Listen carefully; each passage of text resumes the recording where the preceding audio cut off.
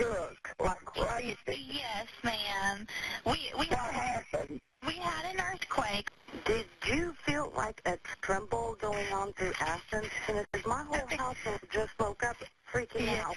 And then the roof started rattling, and it scared us to death. We didn't know what was going on.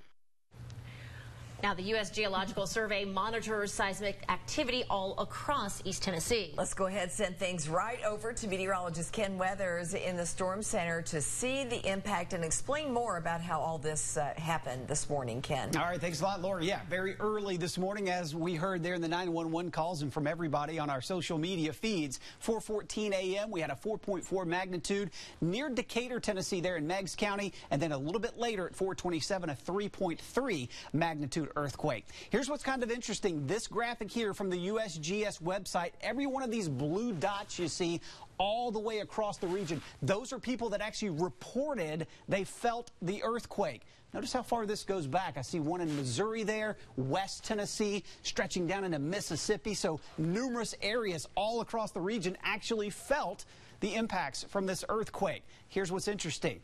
One of the strongest earthquakes reported here in East Tennessee, a 4.7 magnitude in Maryville back in 1973. Today's 4.4 magnitude, and a few years ago in 87, a 4.0 near Vonore.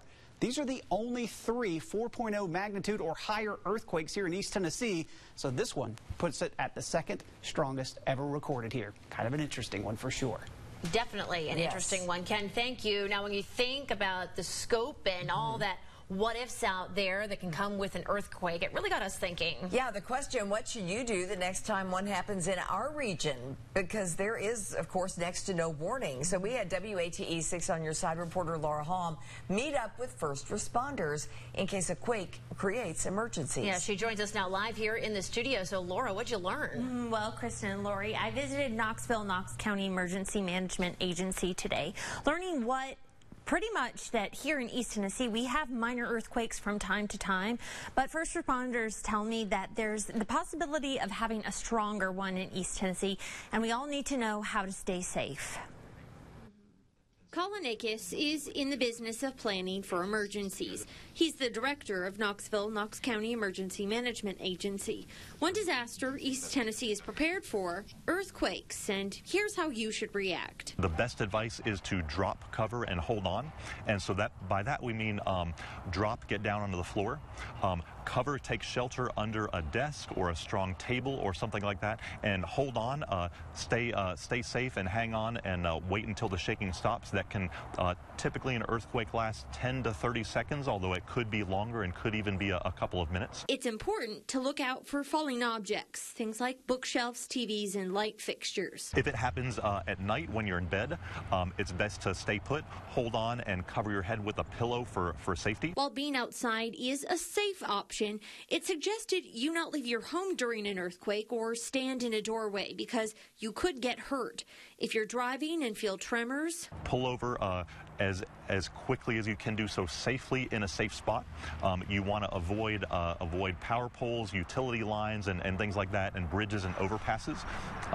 Be aware that after the earthquake, if you continue on your journey, there could be cracks or gaps in the road.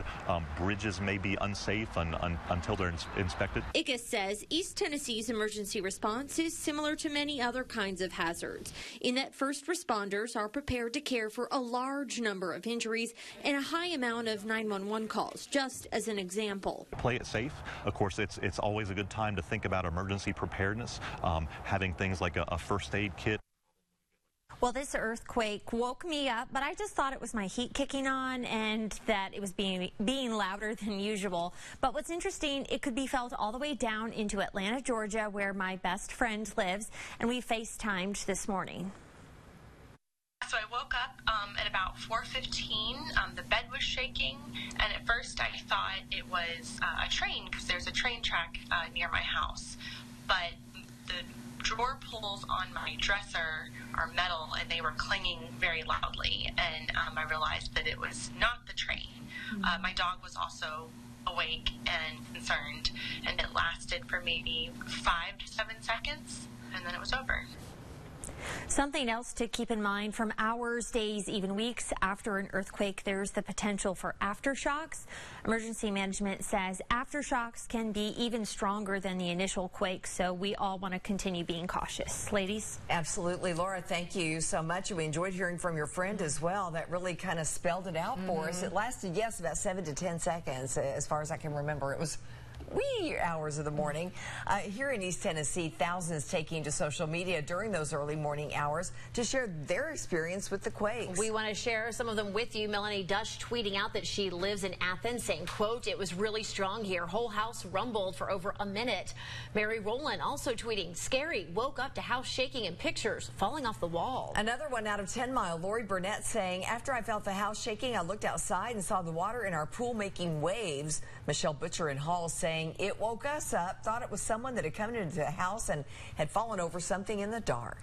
Now, the Tennessee Valley Authority also tweeting out after the seismic event this morning, saying their facilities were not impacted at all. No, we want to stress that. They tell us the nuclear and fossil plants, along with the system's dams, are all designed to withstand earthquakes far more powerful than this morning's event, above a 6.0 on the seismic scale. And in the case of a more serious quake, they do have procedures in place to keep everyone safe.